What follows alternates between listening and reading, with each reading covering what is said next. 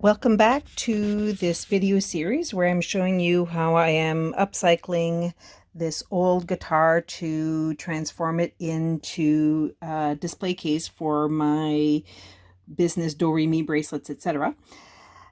In the previous video, I had used a Dremel to shave down these or cut down these ribs, and I still had a piece of wood much thicker that I couldn't get to because of the neck of the guitar that was getting in the way.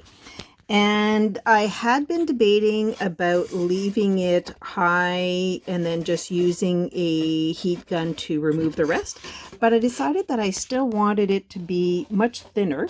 And so you'll see, if you look at the previous video, you'll see that this is actually much thinner than it was. What I decided to do is I decided to use this thing. Now, I'm not sure what it's exactly called. I'm not a woodworker by trade. I am a jewelry maker and a musical instrument string upcycler, but it sort of looks like kind of like a cheese grater. So I don't know if it's a planer. If somebody wants to put in the comments what the name of this thing is, but essentially what it has is these holes, and similar to a cheese grater, what I'm doing is as you run it across the wood, it's creating these shavings. So it's much faster than if I was just going to sand it down. And so what I'm doing now is I am just scraping this along these ribs here to thin them out a little bit more before I use the heat gun to remove them. Is this a necessary step? I don't know.